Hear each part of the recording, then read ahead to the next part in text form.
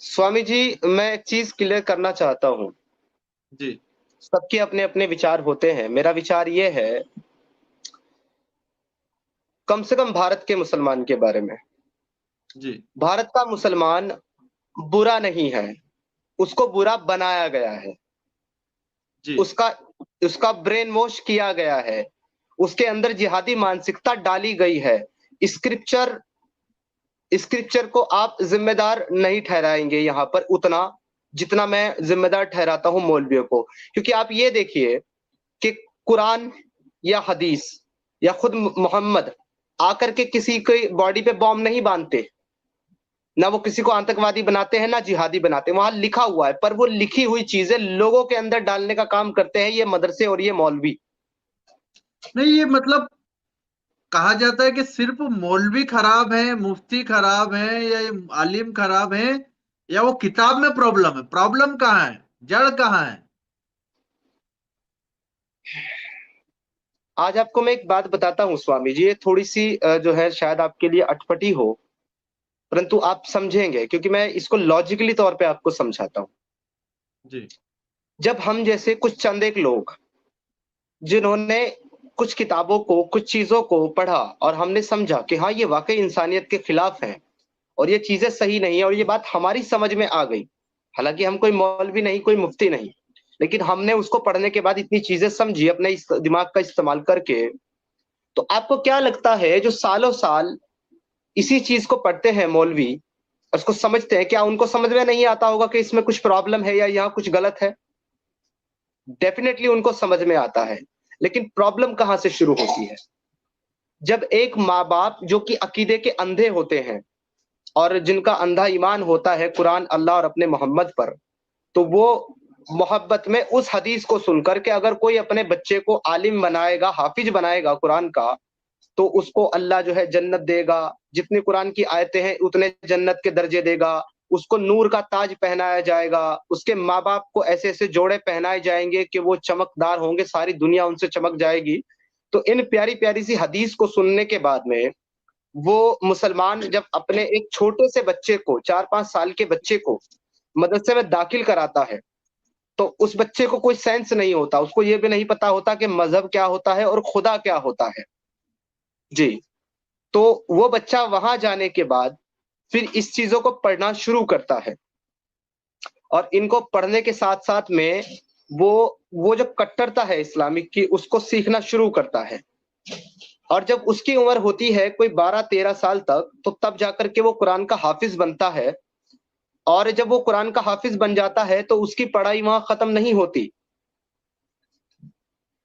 उसकी आगे की जो पढ़ाई है वो कंटिन्यू की जाती है और उसको उलूम पढ़ाए जाते हैं, जो कि उलूम। 7 उलूम 6 या 7 साल की पढ़ाई होती है उलूम की, जिसको पढ़ने के बाद वो आलिम यानी कि मौलवी बनता है। अब वो 12 में अगर आप 7 काउंट करेंगे तो वो 19 साल की उम्र तक पहुंच जाता है बच्चा, जब तक वो आलिम बन जाता है। अब उसको 19 साल की उम्र में सेंस भी आ जाता है, समझ भी आ जाती है, पर साथ ही साथ वो जो इल्म उसने पढ़ा है वो भी आ जाता है। उसके बाद वो 4 साल के लिए और मजीद पढ़ाई करता है और वो मुफ्ती बनता है।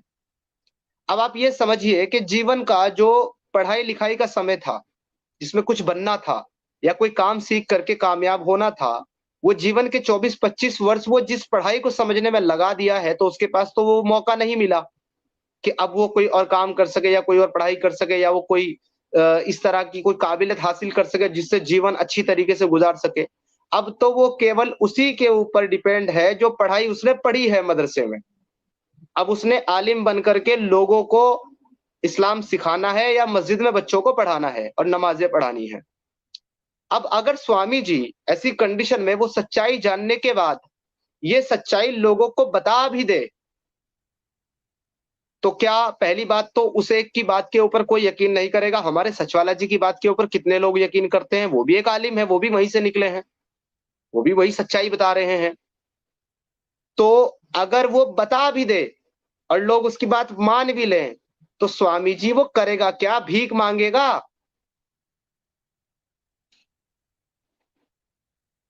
तो गंभीर उसको समस्या पता है। है, उसको पता है कि अब अगर ये झूठ भी है अगर ये झूठा मजहब भी है, अगर ये गंदे की चीज भी है, तो भी इस हमारी भी और हमारे बच्चों की भी तो उसकी मजबूरी है उसको जानते हुए भी बुरा ना कहना। तो यहाँ पर इस्लाम में तो जो गलत है वो गलत है, लेकिन स्वामी जी ये मौलवी और ये मुफ्ती भी उतने ही जिम्मेदार हैं जो सच्चाई को नहीं बताते सिर्फ अपने मतलब और अपने फायदे के लिए। अच्छा, मेरा दूसरा प्रश्न है कि भारत के सबसे खतरनाक या दुनिया के सबसे वहशी दहशतगर्द ये जो आलिम मौलवी होते हैं कहाँ से निकलते हैं? कौन सा इनका इनका स्थान है जहां से सब सप्लाई हो रहा है, माल प्रोडक्शन जो हो रहा है? कौन सी बड़ी फैक्ट्री है? खुल के बोलिए। और मैं हाथ जोड़कर विनम्र निवेदन करता हूं आपको कि आपकी सुरक्षा भारत सरकार तय कर चुकी है। हमारा बात हुआ है कई मंत्रियों से। आप बिल्कुल बेफिक्र होकर के काम करें।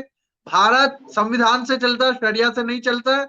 शरिया का एक सिंगल कानून भी अगर भारत के संविधान में कहीं छिपा पड़ा होगा, उसे निकाल करके खत्म कर दिया जाएगा। मैं आगे आपसे पूछूंगा प्रश्न, लेकिन आप बिल्कुल बेफिक्र होकर के, हम हाथ जोड़कर निवेदन करते हैं, आप बिल्कुल सुरक्षित है। हमारा पूरा टीम आपको आर्थिक, सामाजिक, हर प्रकार से सुरक्षा प्रदान करेगा। जी जी समीर भाई, बताइए कौन सा इनका स्वामी फैक्ट्री जी, है सबसे खतरनाक भारत में? स्वामी जी सबसे पहले तो बहुत बहुत धन्यवाद आप सभी लोगों का और भारत की पूरी जनता का। आप इतना हमारे बारे में सोचते हैं और सपोर्ट करते हैं। मैं समझता हूं कि सारे एक्स मुस्लिमों को इस चीज की आवश्यकता है, क्योंकि जो लोग डर के इस चीज को नहीं बता पाते, इस एक्सट्रीमिस्ट और इस कट्टर आइडियोलॉजी की वजह से अपने ख्यालात नहीं बता पाते, उनको अगर सपोर्ट मिलेगा और सुरक्षा मिलेगी तो बहुत सारे लोग सामने आएंगे। लेकिन बिल्कुल, मैं अपने लगभग विषय में। मैंने आज भी आपको कहा था, हम जी। आप हमारी जान चली जाएगी लेकिन आपके ऊपर एक बाल को भी आपके कोई हिलाएगा नहीं। लेकिन जी मैं समीर अपने भाई विषय बोलिए। में बता दूं स्वामी जी, मैंने अपना फेस तब रिवील किया था जब मैं किसी के संपर्क में नहीं था, और मैं हमेशा से जी ही, जब से इस मूवमेंट में जुड़ा हूं और ये काम कर रहा हूं, तब से हमेशा से ही मैंने एक चीज कही है कि भाई मैंने अपना खुद का कफन सिलवा करके रख लिया है, और मैंने अपनी बॉडी मेडिकल कॉलेज को डोनेट कर दी है ऑलरेडी, मेरे पास क्या सर्टिफिकेट है। बात है, कितनी बड़ी बात है, कितनी बड़ी बात है। मैं सभी भाइयों से कहना चाहूंगा, समीर भाई के लिए एक बार क्लिप्स बनती है। कितना बड़ा विजन है, कितना बड़ा विजन है हमारे समीर भाई का। और भगवान, परमात्मा, प्रकृति, नेचर आपको लंबी आयु देगा। आपकी बॉडी 100 साल तक ऐसे ही सुरक्षित रहेगी आपके प्राणों के साथ, मैं आपको आश्वस्त करता हूं। लेकिन मैं आपसे पूछना चाहता हूं कि भारत का सबसे खतरनाक प्रोडक्शन फैक्ट्री कहाँ है, मुझे बताइए। ये एक ऐसा प्रश्न है स्वामी जी, जो कि किसी एक चीज को जो है सामने रखने वाली बात है। मैं तो ये कहूंगा यहाँ पर कि अगर आप एटॉमिक या न्यूक्लियर प्रोडक्ट में डील करते हैं, या आप विस्फोटक सामग्री में डील करते हैं, तो फर्क नहीं पड़ता कि छोटा कारखाना है या बड़ा कारखाना है, जैसे हल्की सी चिंगारी लगेगी धमाका उतना ही होगा स्वामी जी। मतलब आप कहते हैं कि छोटे से छोटे मदरसे के अंदर से निकला हुआ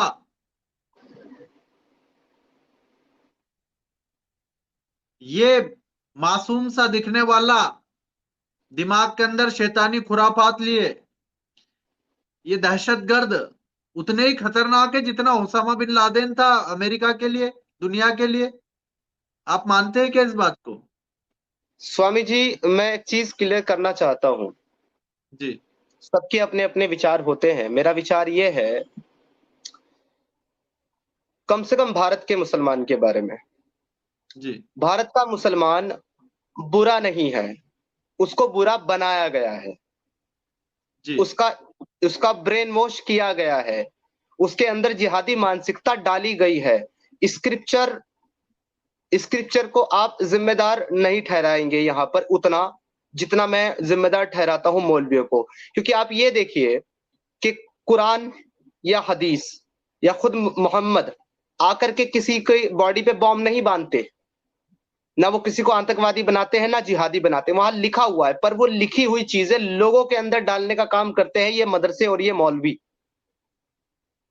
तो इसीलिए हिंदुस्तान का मुसलमान मासूम है, भोला है, उसको इन सब चीजों की हकीकत नहीं पता है, और उसकी अज्ञानता का फायदा जो है ये जिहादी, ये मौलवी, ये मुफ्ती उठा करके उसको टेररिस्ट बनाने का काम कर रहे हैं, उसको जन्नत और 72 हूर का लालच दे करके। तो ये मासूम बच्चे जिनको अभी तक ये भी नहीं पता कि खुदा होता क्या है, उनके ब्रेन के अंदर, उनके भेजे के अंदर ये चीजें ठोकी जा रही है कि खुदा कौन है, उसका क्या हुक्म है, काफिर कौन है, उनके लिए कैसा सुलूक करना है, वो क्या है। इनका खुदा खुद कुरान के अंदर कहता है काफिर नजस है, यानी कि वो गंदी चीज है, पूपू है। इनका खुदा कहता है कि काफिरों को जहां पाओ वहां कत्ल कर दो। इनका खुदा कहता है कि जो अल्लाह और आखिरी दिन पर ईमान ना ले आए उसके साथ जंग करो। और आप बात करते हैं, जहां पर अभी आपने थोड़ी देर पहले बात की कि कौन ज्यादा खतरनाक है, मैं कहता हूं दुनिया का हर एक वो इंसान जो ये समझता है कि कुरान के अंदर जो हुक्म दिया गया है वो फॉलो करना चाहिए और वही सही रास्ता है, दुनिया का हर एक वो इंसान दुनिया के किसी भी कोने में बैठा हुआ वो खतरनाक है। क्योंकि उसको पता है कि उसके खुदा ने कुरान में ये कहा है कि जब तुम कमजोर हो, तुम माइनॉरिटी में हो, तुम कम हो, तो अल तकैया करो, यानी मोहब्बत दिखाओ अपने अपोजिट के साथ कि भाई हम तुम्हारे साथ मोहब्बत से रहते हैं। जैसे कि हमारे हिंदुस्तान में आज हो रहा है, अलग अलग वीडियोस आती हैं भाईचारे की, अलग अलग चीजें आती हैं, ये अल तकैया है। और जब तुम पावरफुल हो, कुरान के अंदर बाकायदा आयत है कि जब तुम पावरफुल हो, तुम मेजोरिटी में हो, तब अमन पीस की बात मत करो, तब जाओ उनके साथ जंग करो जो अल्लाह से बुग़्ज़ रखते हैं, यानी अल्लाह के खिलाफ बात करते हैं, अल्लाह के दीन के खिलाफ चलते हैं, उनके साथ जाकर के जंग करो। और सिर्फ जंग ही नहीं करो, उनको कत्ल कर दो, तब तक उनके साथ लड़ो जब तक या तो वो मुसलमान होकर के तुम्हारी तरह नमाज ना पढ़ें, तुम्हारी तरह बकरे को ना काटें, तुम्हारी तरह हज ना करें, तुम्हारी तरह ज़कात ना दें, या तो फिर अगर उसी मजहब में रहना चाहें तो झुक करके, छोटे बन करके तुमको टैक्स दें अपने रिलीजन को फॉलो करने का, जिजिया। और नहीं, इन जजिया। दोनों में से किसी भी, जिजिया दें। जिजिया एक टैक्स होता है जो कि नॉन मुस्लिम हमेशा उस हुकूमत को देता है जो मुस्लिम हुकूमत होती है। तो अगर उसको उस हुकूमत के अंदर रह करके, उसकी टेरिटरी में रह करके अपने रिलीजन को फॉलो करना है, जो उसका बिलीव है उसको मानना है, तो उसको उसके बदले में हर साल टैक्स देना होगा, उसको कहते हैं जिजिया। लेकिन अगर कोई नॉन मुस्लिम इन दोनों शर्तों पर ना आए, यानी कि ना तो मुसलमान हो ना जजिया दे, तो तब उसको कत्ल करो, उसके घर में जो उसकी माँ बहन बेटियां बच्चियां हैं उनको पकड़ो, उनको अपनी सेक्स स्लेव बनाओ, उनका बलात्कार करो, फिर उनको मार्केट में ले जाके बेचो। ये कुरान का हुक्म है। नहीं, आप इतना बड़ा आप जानकारी यहाँ पर दे रहे हैं। इस इस इसी जानकारी को देने की वजह से अभी तक दुनिया में कितने कत्ल और गैरत हुआ, कितना जिनोसाइड हुआ है।